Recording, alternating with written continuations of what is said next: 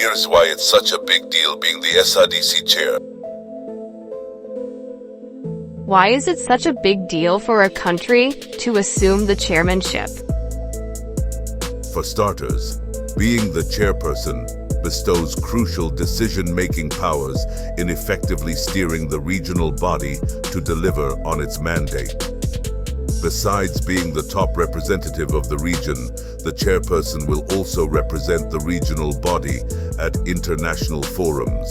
As the SADC chairperson, he will oversee the highest level of governance structure of the body and will have overall mandate of providing policy direction and controlling functions of the organization.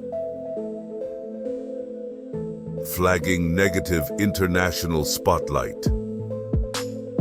In the case of Zimbabwe, assuming the chairmanship means defragging international spotlight on the country. It means Zimbabwe can actually have a big say in issues to be tabled on the agenda for the period in which it would chairing the regional body.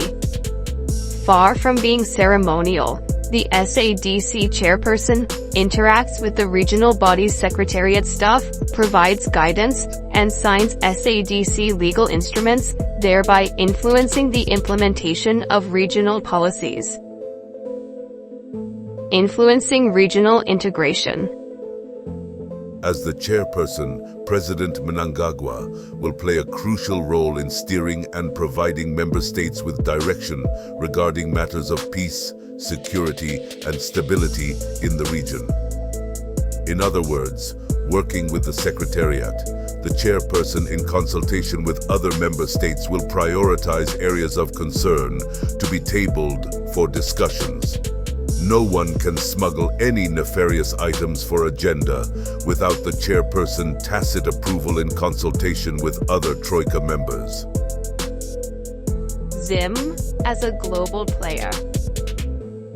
In line with the Second Republic's foreign policy thrust of re-engagement and engagement, President Mnangagwa's chairmanship of the regional body will thrust him on the global front row seat at crucial international meetings, as he will be representing the regional body. The head of state and government will be able to also show that Zimbabwe is both a capable regional and global player in the community of nations.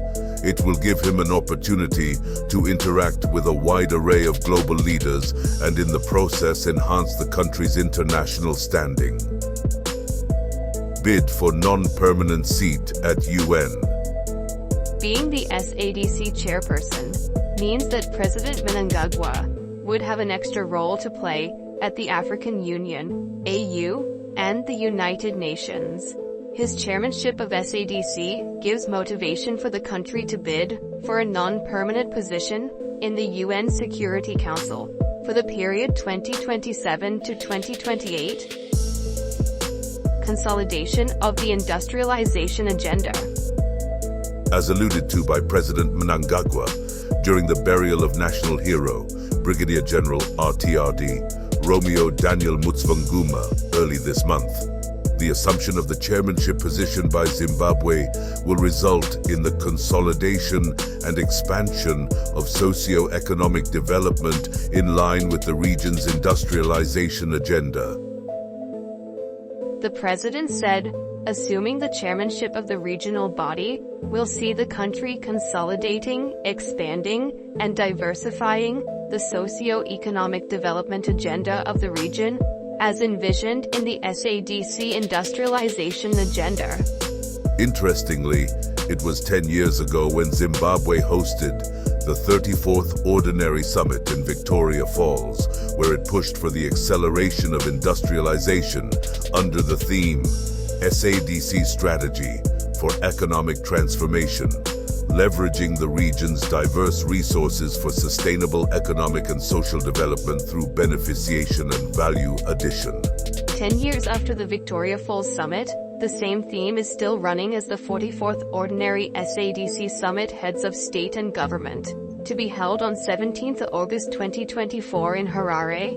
Zimbabwe will run under the theme, Promoting Innovation, to unlock opportunities for sustained economic growth and development towards an industrialized SADC. So, as it was in the beginning when Zimbabwe played a critical role in the formation of the regional body, 10 years later, the country is again thrust at the helm of the organization that since the end of colonialism has been instrumental in securing peace and security of the region, including enhancing economic integration of member states.